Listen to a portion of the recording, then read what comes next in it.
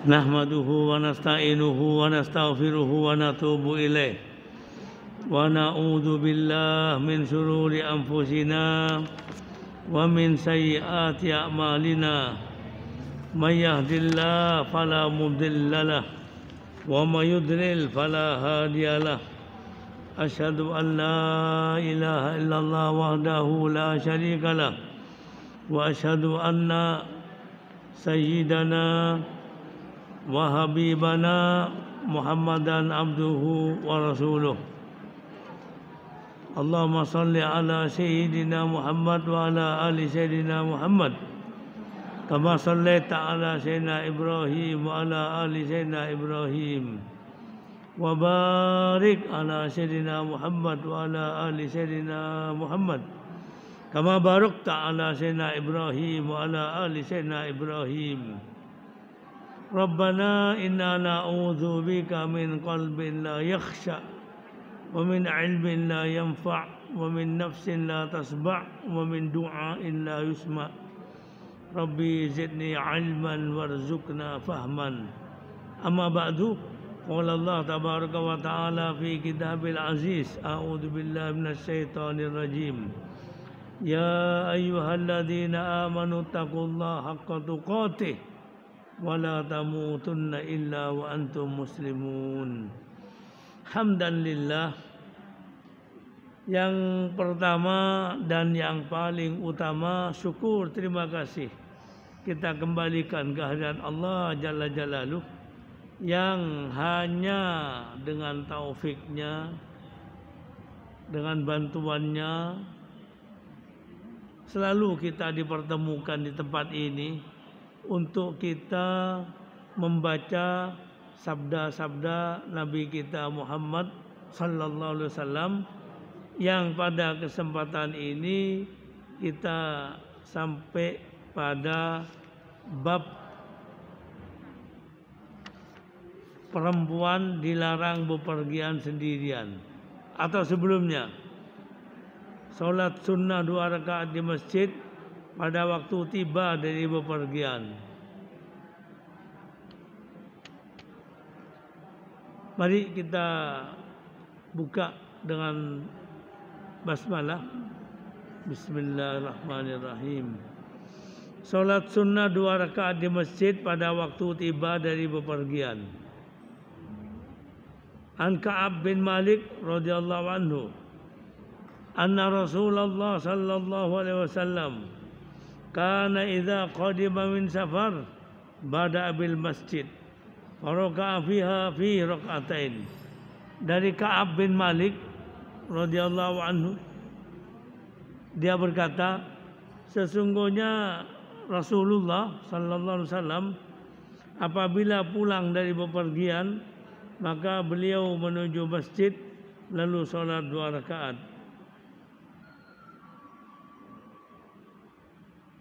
Kalau tidak ada masjid karena jauh, itu juga bisa dilakukan di rumah. Begitu datang dari perjalanan, kalau kita ingin mengamalkan sunnah ini, kita sholat 2 rakaat sebagai rasa syukur, terima kasih kepada Allah. Karena kita ini dari safar sampai ke rumah. Berapa banyak orang yang bersafar itu tidak pulang lagi. Ini tentunya tidak pulang lagi itu karena ada musibah. Mati di jalan, meninggal di jalan. Apalagi identitasnya dia tidak punya. Tentu agak sulit, kemana ini mau dikembalikan. Waliyad billah. Kemudian kita lanjutkan, wanita dilarang berpergian sendirian. An Abi Hurairah radhiyallahu anhu qala Rasulullah sallallahu alaihi wasallam la yahillu li imra'atin an tu'minu la yahillu li imra'atin tu'minu billah wal yaumil akhir tusafir masirata yaumin wa lailah illa ma'adhi mahram alaiha, muttafaq alaih. Dari Abu Hurairah radhiyallahu anhu ia berkata, Nabi SAW bersabda, tidak boleh seorang wanita mukminah, bepergian selama sehari semalam kecuali bersama mahramnya.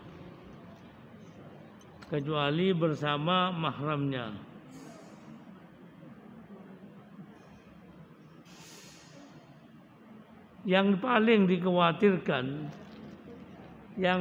dikhawatirkan adalah keamanan dari wanita ini. Di zaman Nabi SAW, kendaraan yang paling utama tentu unta.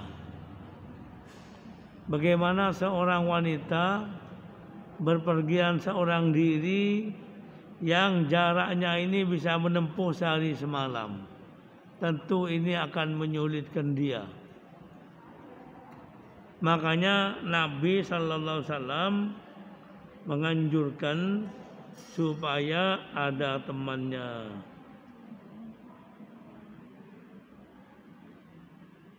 Di zaman sekarang paling tidak makruh ini tidak baik bepergian sendirian, tidak baik. Karena di jalan nanti andai kata ada halangan apa-apa di jalan, ini perempuan kadang-kadang agak kesulitan. Apa bisa dia ganti ban itu, ban mobil? Ya kan? Tentu ini kesulitan. Jadi Nabi SAW itu sudah mengantisipasi, artinya sebelum itu terjadi, jangan seorang yang mau bepergian karena bannya itu basi baru beli kemarin, ndak kira aman saya. Jangan, urusan nanti itu urusan Allah, bukan urusan saya, bukan urusan kita, ndak bisa. Waspada ini, berkata aman nanti. Paling tidak kita berdoa, bermohon, sholat 2 rakaat sebelum berangkat, berdoa sungguh-sungguh pada Allah, minta bantuannya, minta perlindungannya.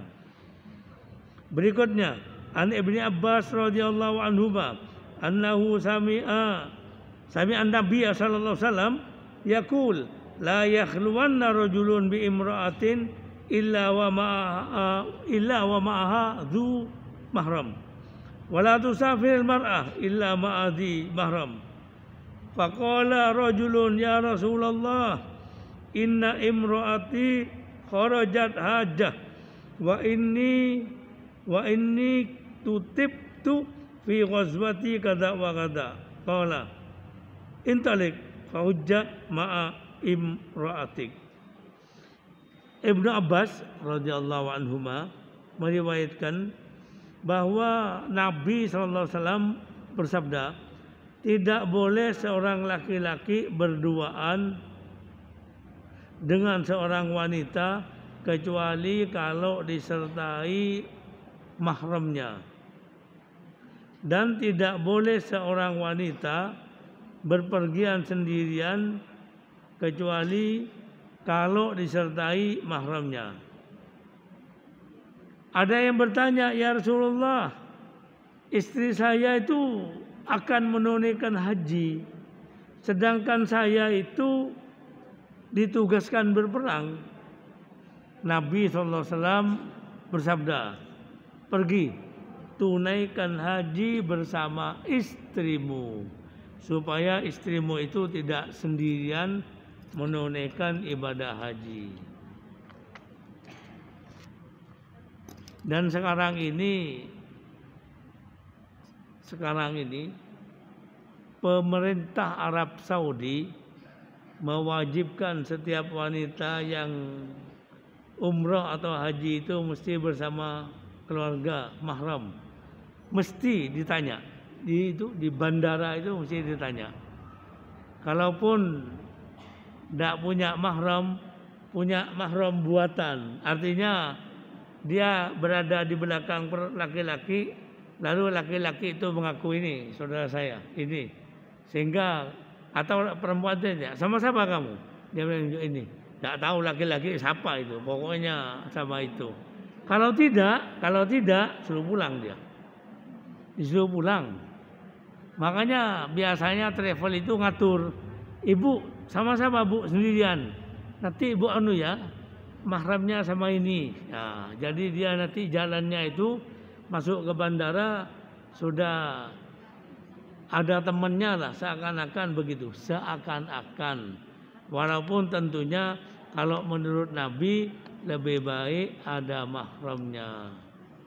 Baiklah, ibu-ibu yang dirahmati Allah Ta'ala, kita ini masuk bab baru, fadlu qiraatil Quran, bab keutamaan membaca Al-Quran. An Abi Umamah radhiyallahu anhu qala sami'tu Rasulullah sallallahu alaihi wasallam yaqul iqra'ul Quran fa innahu ya'ti yaumal qiyamati syafi'an li ashabihi.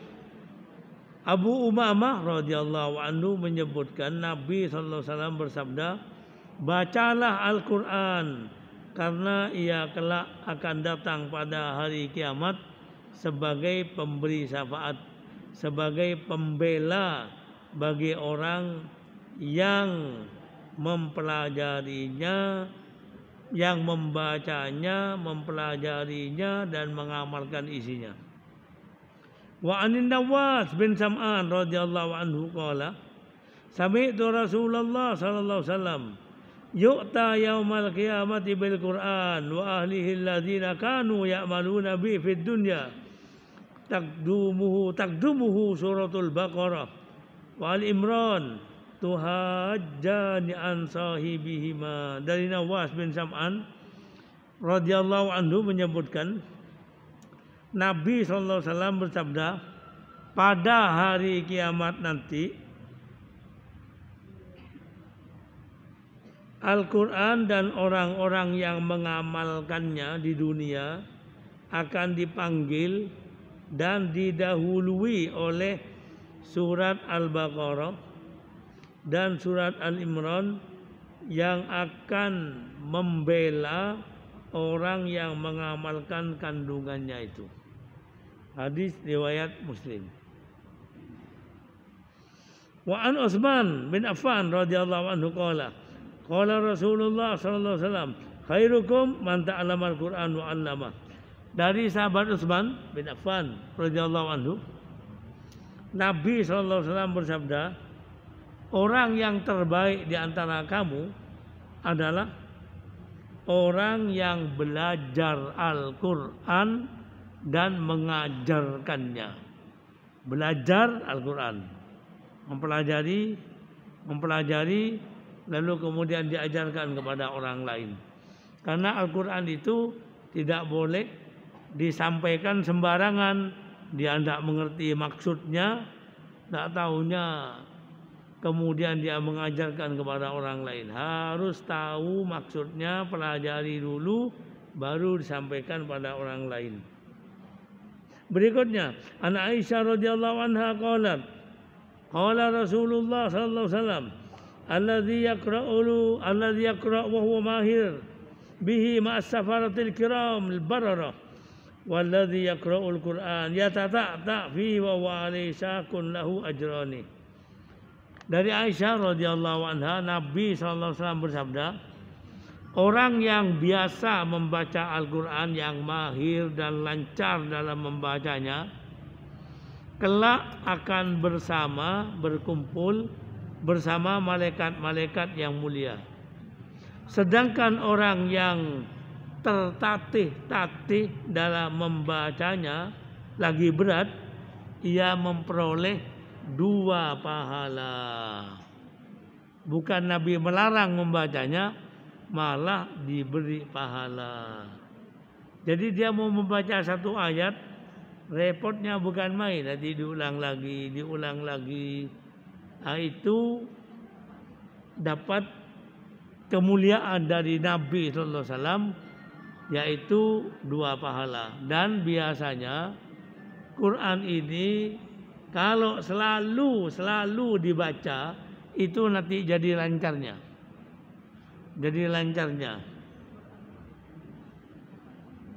Berikutnya an Abi Musa al-Asy'ari radhiyallahu anhu qala Rasulullah sallallahu alaihi wasallam mathalul mu'min alladhi yaqra'ul Qur'an mathalul utrujah riwa tayyib wa ta'muha tayyib wa mathalul mu'min alladhi la yaqra'ul Qur'an kamathalit tamrah la riha laha wa ta'muha hulwun wa mathalul munafiq alladhi yaqra'ul Qur'an mathalul raihanah riha tayyib wa ta'muha murrun wa mathalul munafiq alladhi la yaqra'ul Qur'an la yaqra' kamathalil hamdalah laisa laha rih wa ta'muha murrun. Ibu-ibu yang dirahmati Allah Ta'ala, Nabi membuat perumpamaan. Kata beliau dari Abu Musa al-Asy'ari radhiyallahu anhu, orang mukmin yang biasa membaca Al-Quran itu seperti jeruk yang aromanya harum dan rasanya manis. Dan orang mukmin yang tidak biasa membaca Al-Quran seperti kurma, tidak ada aromanya tapi manis rasanya. Orang munafik yang suka baca Al-Quran seperti bunga, ada wanginya, tapi kalau dimakan bunga itu pahit rasanya. Orang munafik yang tidak suka baca Al-Quran seperti handolah, baunya tidak enak, rasanya juga pahit. Itu perumpamaan yang disebutkan oleh Nabi SAW.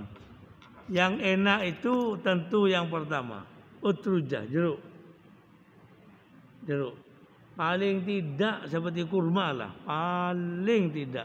Umpama orang mukmin itu dalam kehidupannya itu seperti itu, ya paling tidak seperti kurma.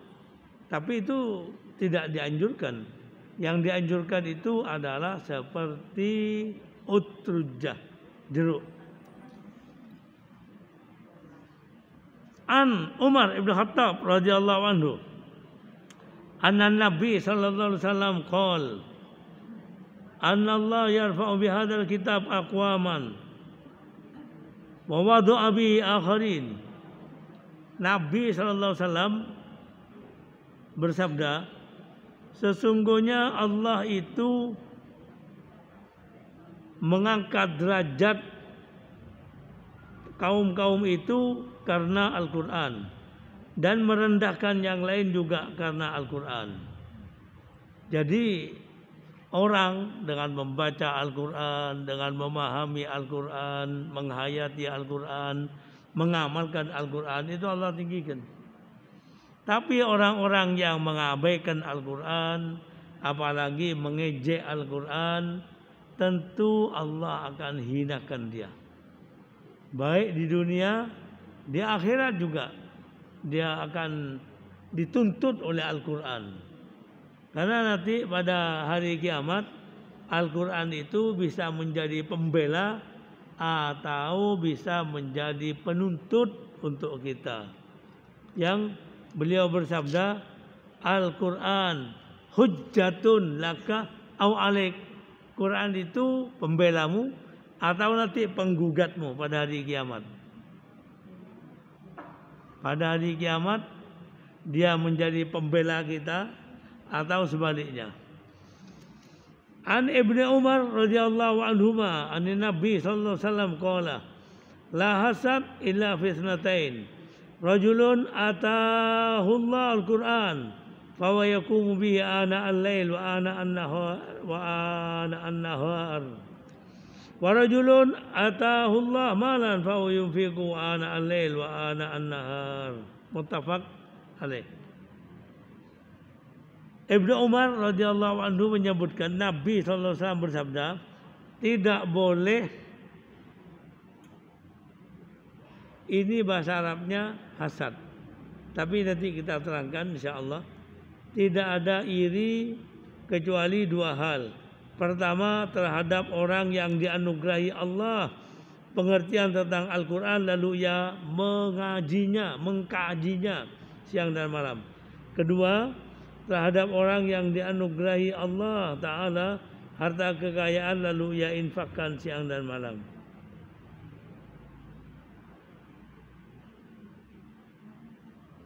Ibu-ibu yang dirahmati Allah Ta'ala, di hadis ini ada istilah hasad, tidak bisa diterjemahkan dengan dengki. Dengki itu jelek. Dengki itu penyakit hati.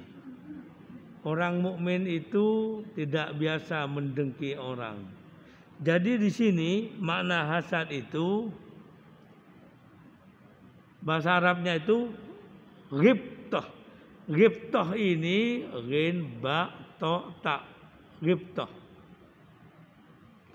Orang itu bisa baca Quran, mengamalkan Al-Quran. Aduh, saya ingin sekali kayak itu. Ingin, kapan saya ini? Itu ghibtah. Dia punya harta. Hartanya itu disedekahkan, mesti dia sedekah. Kita sering melihat, duh kok enggak saya, kapan saya bisa seperti itu? Itu baik, kapan saya? Tapi orang yang hatinya memiliki kedengkian negatif, paling itu ingin pujian itu, ya itu toh. Paling itu ingin muka itu, paling itu komentarnya jelek. Kalau orang baik, dia bilang kapan saya, aduh sayang saya tidak punya apa-apa. Coba saya punya, saya lebih dari dia. Kalau dia bisa bersedekah sehari 10 orang, saya mau 15 orang. Tinggal. Ini pahalanya nanti, pahalanya sama dengan dia. Pahalanya sama dia. Itu sungguh. Dia tidak main-main itu. Ya Allah, andai kata saya punya seperti itu, sungguh ya Allah ingin sekali. Sayang saya tidak punya. Tidak punya saya ya Allah itu. Itu pahalanya sama dengan yang itu. Karena nanti ibu-ibu yang dirahmati Allah Ta'ala, dunia ini untuk 4 orang. Innamad dunya li arba'ati nafar. 1, ada orang Allah beri ilmu, Allah beri harta. Dengan harta, dengan ilmunya dia berbuat baik. Jalin silaturahmi, membantu kesulitan orang. Nah, ini tertinggi kedudukannya. Yang kedua, nomor 2, ada orang diberi ilmu tapi tidak diberi harta. Ilmu punya, harta tidak punya. Tidak ada, memang seperti itu. Tapi urusan ilmu dia alhamdulillah punya. Dia ingin meniru yang pertama. Dia bilang andai kata saya itu Allah beri rezeki, saya bisa lakukan seperti itu. Sayang saya ini tidak punya. Apalagi saya ini mau dimakan tiap hari saja kesulitan. Saya ingin seperti itu. Apalagi sambil melihat itu terus dia menangis, kapan saya seperti itu. Betapa bahagianya menggembirakan orang, menyenangkan orang. Nah, saya belum itu. Nah, ini pahalanya sama dengan yang pertama. Pahalanya sama dengan yang pertama. Dan itu sungguhan itu. Dia tidak main-main. Hati ini memang benar-benar dia tidak bisa. Karena memang tidak punya hartanya. Ilmu punya dia. Punya. Yang ketiga, orang diberi ilmu, maaf, orang diberi harta tidak punya ilmu. Orang yang diberi harta tidak punya ilmu. Hartanya dihabiskan untuk berfoya-foya. Hartanya dihabiskan untuk melakukan perbuatan dosa, perbuatan maksiat, dan seterusnya. Dan seterusnya. Ini tentu dia bertanggung jawab kepada Allah dengan harta yang ada di tangannya. Allah akan meminta tanggung jawab tentang hartanya. Yang keempat, tidak diberi ilmu, tidak juga diberi harta. Harta tidak punya, ilmu tidak punya. Melihat ini orang kaya yang berfoya-foya selalu, dia ingin seperti itu. Duh, sebab saya lebih. Kalau dia pergi ke pantai Tulungagung, saya pantai Singapura. Umpama ingin. Nah, ini dosanya sama. Dosanya sama dengan yang ketiga. Dosanya sama dengan yang ketiga. Orang mukmin melihat yang ketiga ini, dia berlindung kepada Allah. Ya Allah, jauhkan saya seperti yang seperti ini, jauhkan saya. Dan saya, andai kata Engkau memberi saya harta, ya Allah, saya akan berbuat baik itu. Umpama seperti itu. Ini yang disebutkan pada sabda Nabi sallallahu alaihi wasallam. Berikutnya,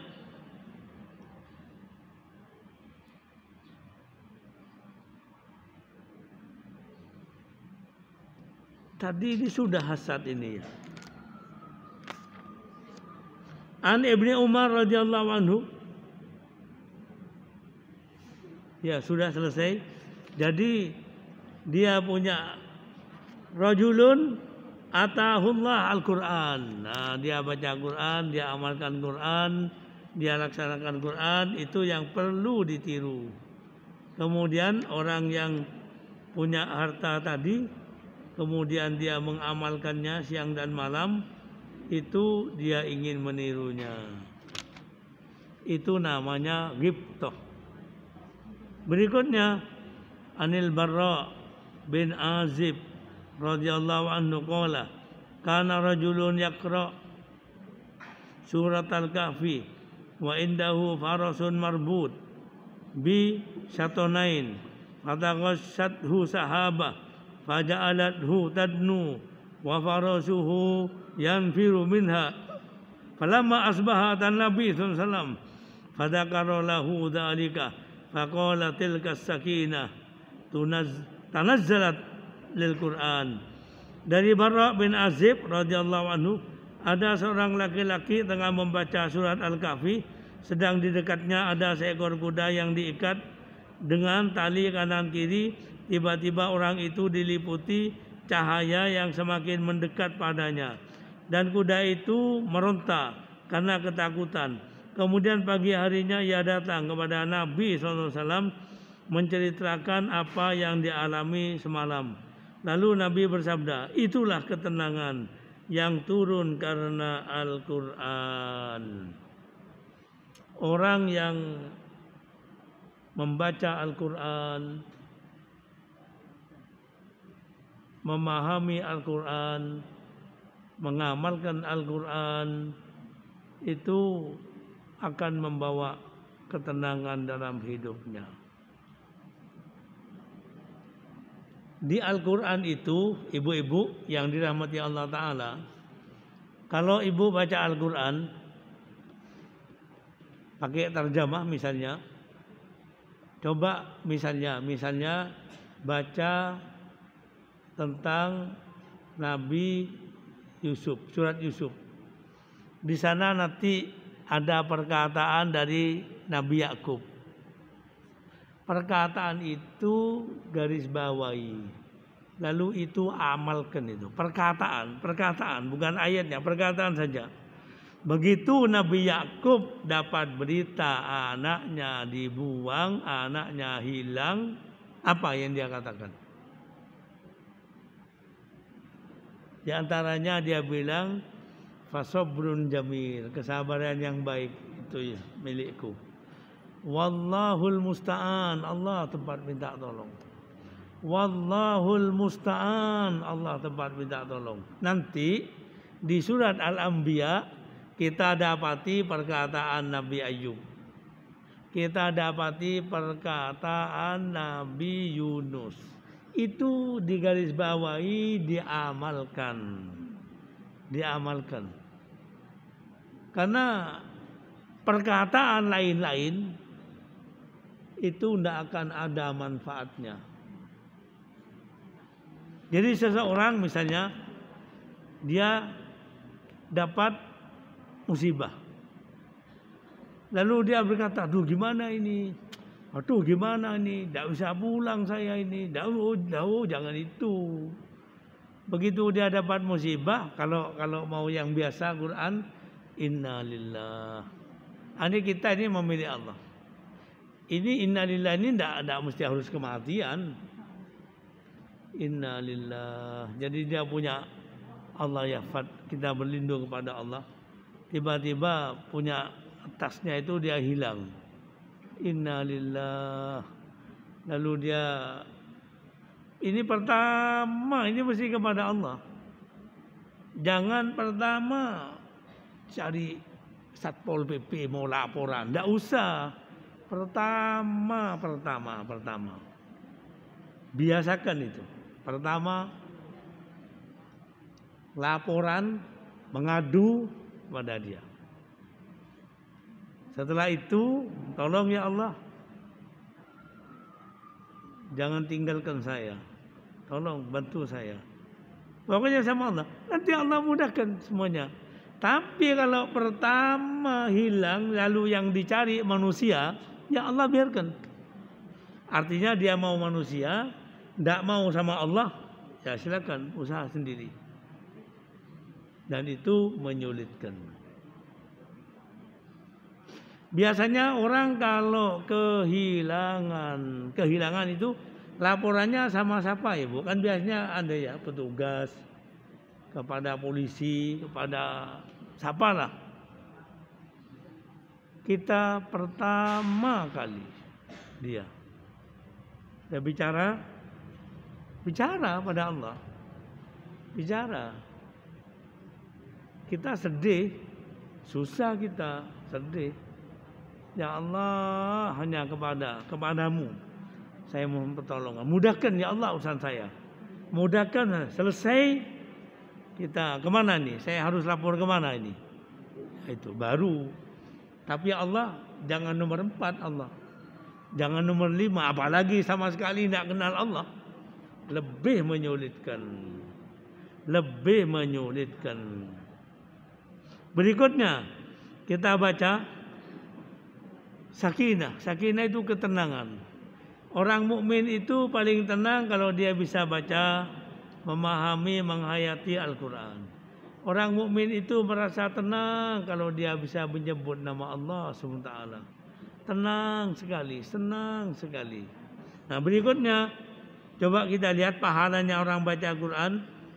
An Ibnu Mas'ud radhiyallahu anhu qala Rasulullah sallallahu alaihi wasallam, man qara'a harfan min kitabillah falahu hasanah wal hasanah bi asyri amsalihha la aqulu alif lam mim harf bal alif harf wa lamun harf wa mimun harf, rawahu Tirmidzi. Kata Nabi SAW dari Ibnu Mas'ud radhiyallahu anhu, barang siapa membaca satu huruf dari Al-Quran, maka baginya satu kebaikan. Dan setiap kebaikan mempunyai nilai pahala berlipat 10 kali. Saya tidak mengatakan alif lam mim itu satu huruf, tapi alif satu huruf, lam satu huruf, mim satu huruf. Setelah membaca, kita bermohon, terima ya Allah bacaan saya. Walaupun saya tidak mengerti, ya Allah tolong terima. Jangan ngitung sendiri. Tadi ayat ini sudah 100 huruf. Berarti tidak boleh. Tidak boleh, itu urusan dia. Jangan apa itu urusan Allah. Yang kita minta adalah, ya Allah ampuni saya kurang paham ya Allah. Tolong ampuni ya Allah. saya kurang banyak baca ya Allah. Nah, itu disukai oleh Allah daripada dia pura-pura jadi nabi terus dihitung satu-satu. Nah, tidak boleh. Waspada itu. Amal apapun, sebanyak apapun, tidak usah disebut di hadapan Allah. Yang boleh disebut kekurangan kita, ketidaksempurnaan kita. Ah, itu boleh. Boleh. Itu yang perlu kita anukan itu. Berikutnya an Ibnu Abbas radhiyallahu anhuma qala Rasulullah sallallahu alaihi wasallam innal ladzi laysa fi jawfi syai'un minal Qur'an kal baitil kharib. Ibnu Abbas radhiyallahu anhuma menyebutkan sesungguhnya seseorang yang di dalam dadanya tidak ada sedikit pun Al-Qur'an bagaikan rumah yang kosong.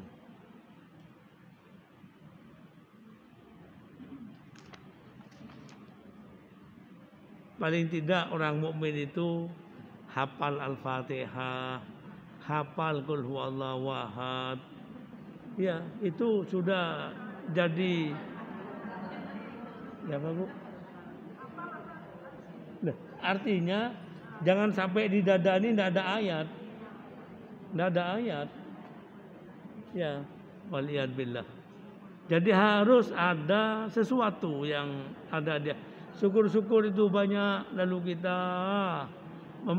ibaratnya penuh ini dada dengan ayat-ayat Quran. Seperti tadi kita ambil pelajaran dari Nabi Ayub, kita ambil pelajaran dari Nabi Yakub, kita ambil pelajaran. Nah, itu urusannya dada itu. Bab ini yang terakhir, bab terakhir.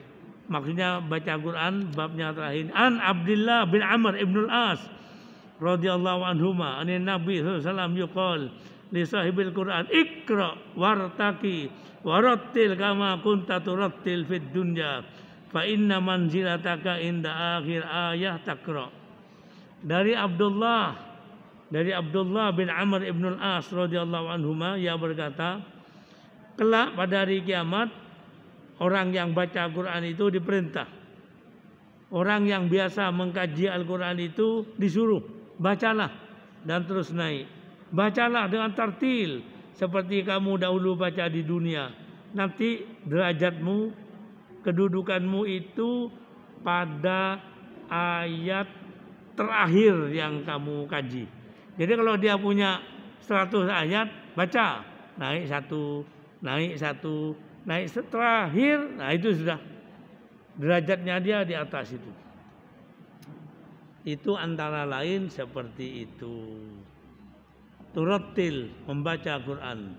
Makanya kalau ibu-ibu sudah bisa baca Quran atau kurang lancar baca Quran, siapkan terjemah. Artinya kita ini mau lihat ini apa ini maknanya ini. Kok saya tiap hari baca Alhamdulillahirabbil alamin, apa ini? Nah itu untuk kita ini sambil membaca, mengenang, merasakan, dan itu bisa dirasakan kecuali dengan kita paham maknanya. Ibu-ibu, ini ada sedikit waktu, mari kita tukar pikiran. Di antara ibu-ibu yang mungkin ada sedikit pertanyaan. Syaratnya pertanyaan ini satu, yaitu mudah, jangan yang sulit. Yang mudah aja Bu, enak, biar santai kita. Iya Bu.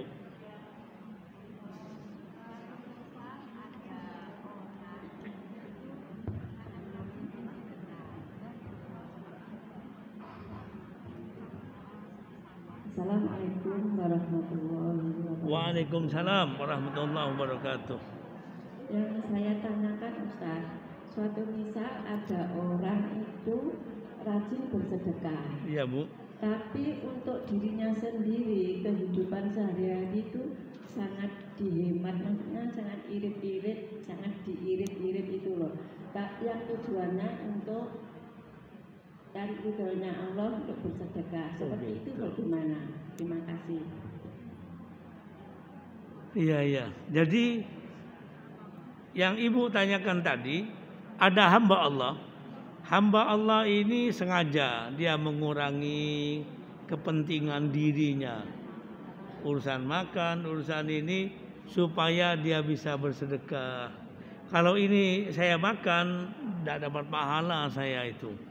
Sebab kalau menurut Nabi SAW, manusia itu apa yang dia pakai lalu habis, lusuh layu. Apa yang dia makan habis.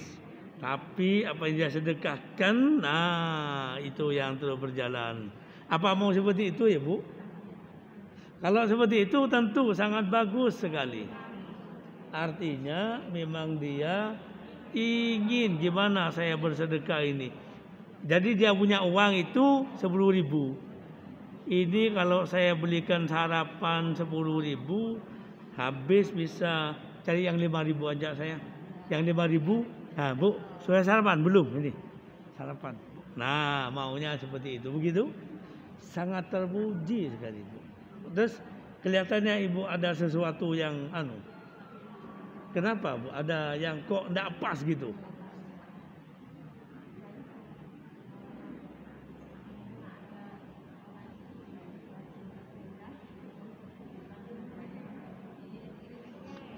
Yang tidak boleh Bu, yang tidak boleh, suaminya rajin sedekah, istrinya kekurangan, ya. Istri tanya, Mas mana? Sudah saya sedekahkan. Tidak bisa diterima. Tidak boleh, tidak boleh. Tidak boleh. Ini utama ini. Istri ini utama. Utama. Tidak boleh. Jadi jangan dibalik. Pertama, setelah diri sendiri, itu ini, keluarga ini. Apalagi keluarga ini tidak siap untuk jadi seperti dia. Kita berhemat separuh ya, separuhnya sedekah ya. Iya dia siap. Keluarganya jangan kita, tidak bisa itu. Ini karena sedekah kepada keluarga itu biasanya pahalanya itu dapat 2. Dapat 2 pahala. Apalagi yang tidak baik. Ini suaminya rajin kasih sedekah, istrinya tidak diberi apa-apa. Sama istrinya pelitnya bukan main. Nah itu ada yang error Bu, ada yang tidak beres itu. Nah itu yang tidak boleh. Yang saya tanyakan juga seperti itu maksud saya Ustaz. Terus jadi istrinya itu istilahnya kurang bahagia karena diirit-irit itu. Katanya ini wong wedok itu harus manut suami gitu. Jawabannya seperti itu. Jadi orang perempuan itu juga harus ikut suami. Tetapi istri itu juga punya hak. Ada hak. Istri ini kata Nabi SAW kepada Sa'ad bin Abi Waqqas radhiyallahu anhu. Kepada Sa'ad bin Abi Waqqas, saya sebut nama, Sa'ad bin Abi Waqqas radhiyallahu anhu. Ya Rasulullah, saya ini punya anak 1. Saya banyak harta. Boleh saya sedekahkan? Jangan, Nabi, tidak boleh. Maksudnya semua, anaknya tidak diberi. Setengah ya Rasulullah. Setengah sedekah, setengah anak saya. Tidak boleh. Tidak boleh. Terakhir kata Sa'ad, kalau sepertiga ya Rasulullah. Sepertiga ya Rasulullah. Kata Nabi, boleh. Tapi sepertiga itu banyak dia. Maksudnya kalau bisa jangan sepertiga, di bawahnya. Nabi ini tidak mengajari kikir, tidak. Tapi ini punya anak, jangan sampai saat mengeluarkan semua hartanya untuk wakaf, anaknya terlantar. Terus gimana kok bisa itu? Kok? Nah, sekarang kata Nabi kepada Sa'ad, Sa'ad bin Abi Waqqas, Sa'ad, makanan yang kamu masukkan ke mulut istrimu, istri disebut ke mulut istrimu, itu ada di Riyadhus Shalihin, itu sedekah untuk dia, sedekah untukmu. Itu Nabi menyebut agak kasar mungkin ya. Mestinya apa yang kau berikan kepada istrimu, enggak. Jadi katakanlah seperti orang kemantenan tuh Bu, ya ya toh. Ini lah umpama. Tapi ini enggak. Karena memang itu sedekah, Bu. Enggak keluar, enggak. Ini utama. Harus ini nomor 1. Setelah ini baru nomor 2, nomor 3, nomor 4 yang lain-lain. Kalau perlu dia berunding sama istrinya. Ini ada uang ini, ya apa ini? Mau diberikan siapa ini? Ya apa? Kata istrinya jangan, Mas, ini begini. Yang penting pokoknya maksud istri itu tidak menghalangi. Maksudnya menghalangi ini Mas mau bayar SPP tidak ada uangnya. Ini tidak menghalangi. Setelah disedekahkan tidak bisa beli sepatu anaknya itu. Nah, ini kan lalu jadi masalah tuh, Bu. Itu yang banyak tahu biasanya istri, yang dia ngerti apa ini ya itu istri itu. Mas, katanya istri, lomboknya ada. Habis dah uangnya, saya sedekahkan tadi. Oh ya itu terus makan enggak pakai sudah. Nah itu berarti ada sesuatu yang tidak apa Bu? Itu enggak sudah, enggak enak. Orang itu seimbang Bu. Ini utama keluarga. Yang 2 ya. Karena kalau dia enggak lakukan ini enggak ada yang menanggung keluarga ini. Kalau orang lain, ya namanya orang lain, umpama seperti itu. Makanya Quran kalau menyebut urutan mesti tepat. Mesti tepat. Urutan itu tidak asal urutan. Pertama dawil kurban, dawil kurba, ini ya. Baru kemudian yang lain-lain. Ada lagi Bu yang lain? Ya silakan Bu. Itu. Waalaikumsalam warahmatullahi wabarakatuh. Pada pertemuan bulan lalu Bapak kami memberikan satu ayat yakni An-Naml ayat nomor 62 yang dimulai Bismillahirrahmanirrahim amayujibul mudtara dan seterusnya yang ada hubungannya dengan bepergian. Pada hari ini Bapak memberikan yang ada hubungannya dengan bepergian juga, yakni sholat yang akan pergi tadi niatnya apa. Lalu yang berikutnya aplikasi pemakaian ayat tadi dengan sholat sunat safarnya itu urutannya bagaimana. Demikian, wassalamualaikum warahmatullahi wabarakatuh. Aplikasi itu apa ya Bu? Pengeterapan Bapak. Paham Bu, paham. Jadi gimana Bu antara amma yujibul muttar dengan ayat yang dibahas pada pertemuan yang lalu itu ada hubungannya dengan bepergian. Ibu-ibu yang dirahmati Allah Ta'ala, jadi yang dimaksudkan muttar itu orang yang terjepit, terhimpit, itu Allah pasti tolong. Apa dia? Dia masalah apa? Terjepit betul itu Allah suka membantu orang yang terhimpit, terjepit pasti Allah bantu. Kalau masih longgar belum. Ini enggak. Safar itu ketika kita itu safar tadi berangkat kecepatan ya itu ada hujan, ada petir, ada angin. Nah, berdoa pada Allah. Berdoa karena ini rawan sekali ini rawan sekali keadaan ini.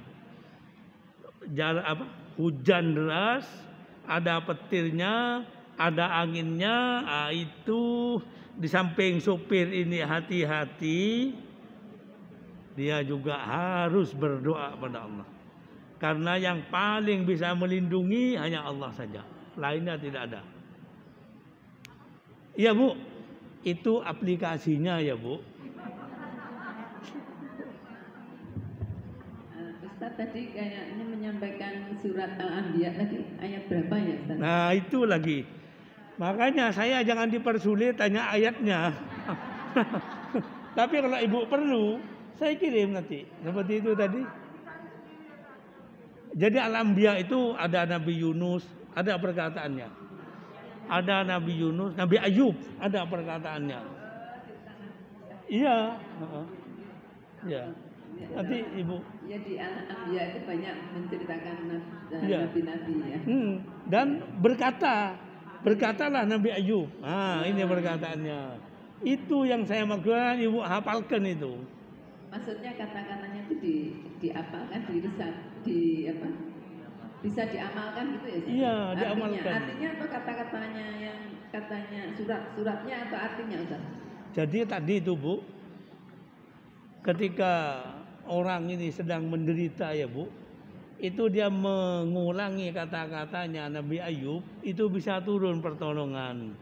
Orang yang sedang berduka, bersedih, mengulangi perkataan Nabi Yunus, la ilaha illa anta subhanaka inni kuntu minadz dzalimin, Allah hilangkan itu kesedihannya aja. Allah hilangkan itu Bu. Ya.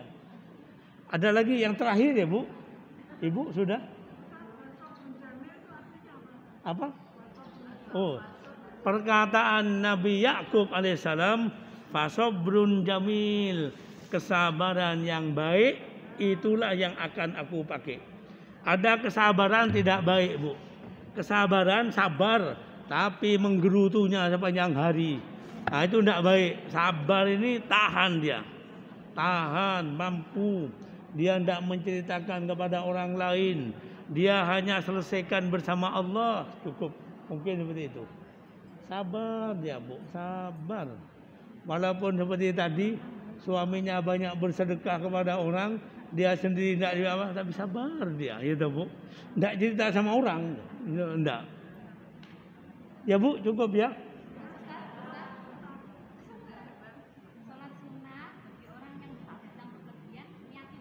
Oh iya tadi. Jadi Ibu kalau mau niat itu kan tidak harus bahasa Arab tuh Bu. Cukup pakai bahasa Indonesia. Ya Allah, ba'da safar, saya mau menghadap kepadamu. Ba'da safar. Atau sholat ba'da safar. Kalau orang tanya, mau kemana kamu? Mau sholat ba'da safar. Setelah safar. Apalagi Allah yahdini, Allah maghfirli dzambi. Setelah ibadah haji. Salat sunat safar, nawaitu salat sunat safar gitu atau ba'da safar? Bedanya apa? Ba'da itu? Jadi kalau ba'da itu sesudah. Sesudah. Ibu pulang. Oh, yang pulang yang Pulang, iya. Ibu salat. Iya. Gitu.